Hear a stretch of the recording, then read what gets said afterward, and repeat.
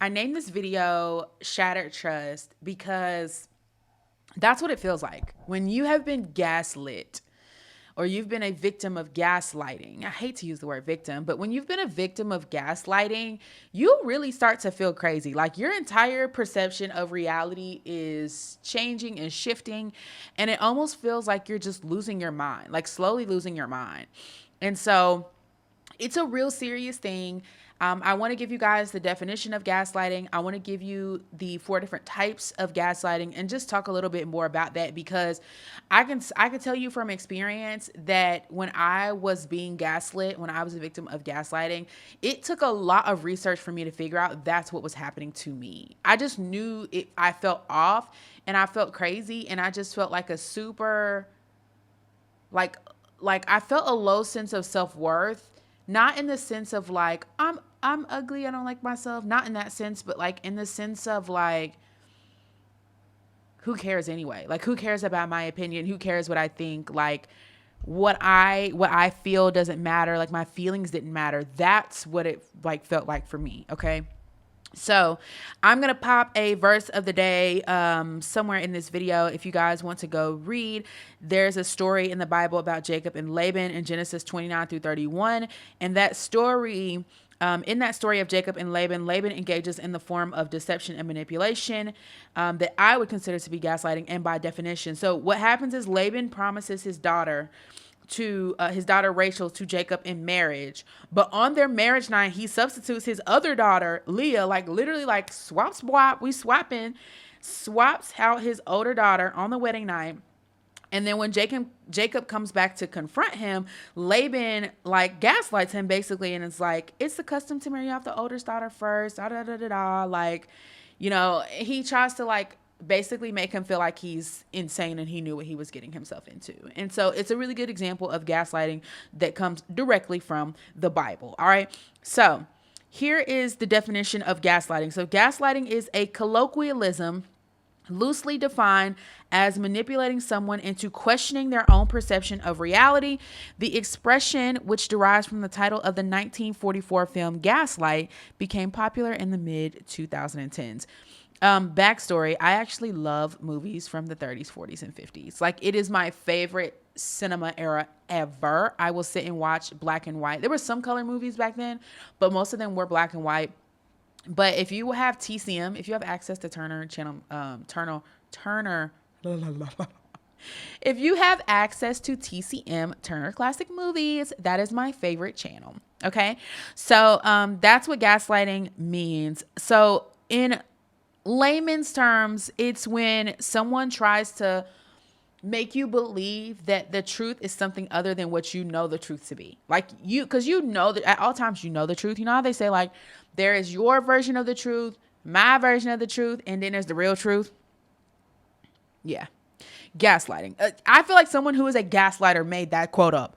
But here are 4 different types of gaslighting that'll kind of help you better ascertain if that's what's happening or not. Okay. So the first one is outright lies. So liars, like you just be lying, like lying about small stuff, lying about big stuff. Like for what, sis? I'm saying sis, but we're talking about romantic relationships. For what, bro? Like, why are you lying? So outright lies. The thing though is, okay, so big lies are obviously painful. Whatever you consider to be a big lies are painful in relationships, but small lies like mess you up in the head because you'll be like, why did you like, what was the reason? What was the reason? That's what you really be thinking. Like small lies really start to like sow this seed of what was ever true. And so outright lies, it falls into a category of gaslighting. Okay. Now, honestly, out of these 4 different types of gaslighting, you're probably going to see a combination of the 4 because someone who lies about big things, small things, whatever you want to call it, white lie, not a white lie, whatever. Someone who lies also is accompanied by some of these other behaviors as well. Number 2 is manipulation of reality. This is the one that we see most common. So this is when someone constantly denies your experiences or perceptions, and you start to question how you remember something. This is the one that has happened to me the most. It has happened to me in multiple relationships. And honestly, y'all, when I realized, oh my gosh, it's happening again, I was like, what am I doing that is attracting the crazies? Like, what am I doing? Because you can no longer say, when you know that you have friends that are in relationships that are not being gaslit, but you keep getting into relationships where you're being gaslit, you can no longer say, oh, it's all men. All men are bad men. No men are good men. Like, you can no longer say that, okay? So I knew it was something I was like, it's something I'm giving off or something I'm putting up with. Because I easily could have been like, like at the first sign of gaslighting, I could have been like, peace, I'm out. But I wasn't like that, right?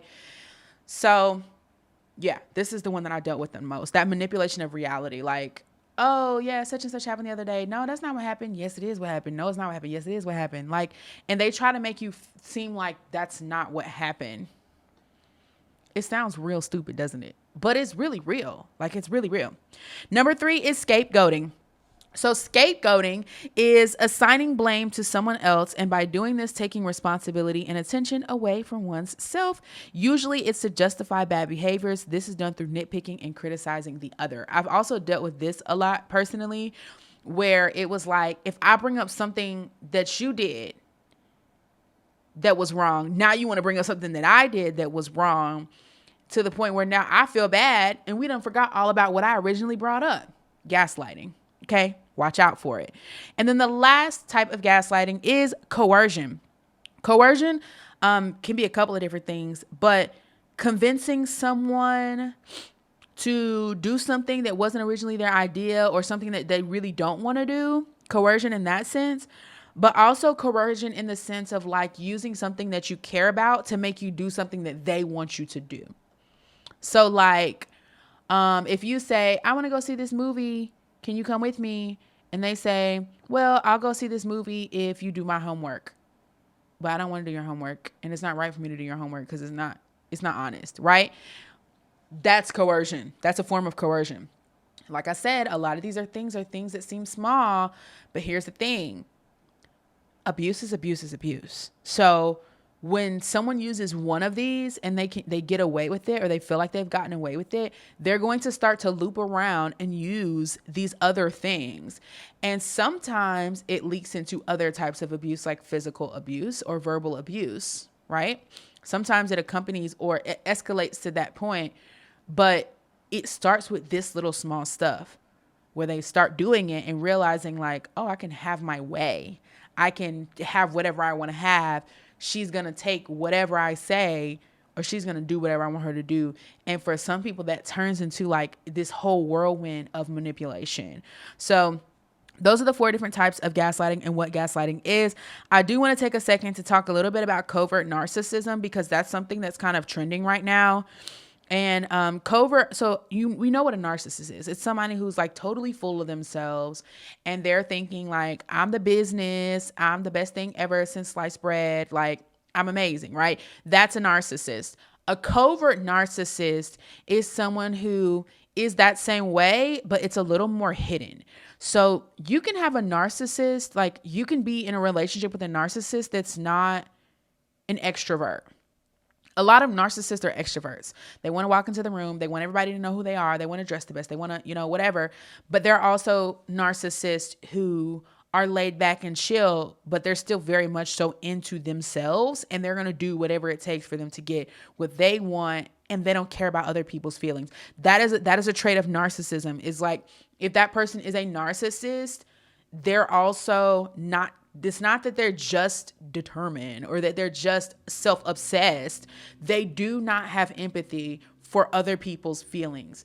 They don't care if they have to step on people to get to the top of the ladder. They don't care if they have to lie on people, cheat on people, whatever, to get to where they're going. That is narcissism. Okay. And they think that they're smarter than everybody else and no one's ever going to figure it out, and that they're in control of every situation. That is a narcissist. There are also covert narcissists. Like, it's some folks on the low that think they can just do whatever they want to do. And guess what? They're going to keep thinking it until somebody says, you know what?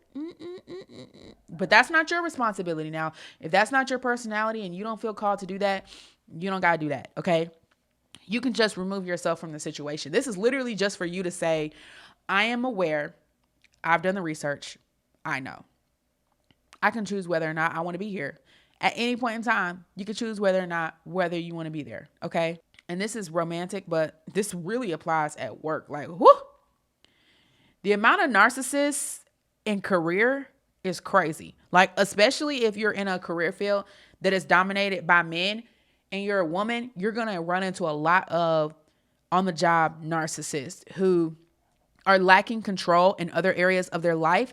And so they're asserting control in their career. And I, like, as a life coach and a mindset coach, like, I could see it from a mile away. I just be like, you have no control at home, huh? Like, your wife wears the pants in a relationship. Your kids don't listen to you. So now you come to work and you want to be extra lion, head of the tribe, whatever. You're a narcissist. Like, yeah.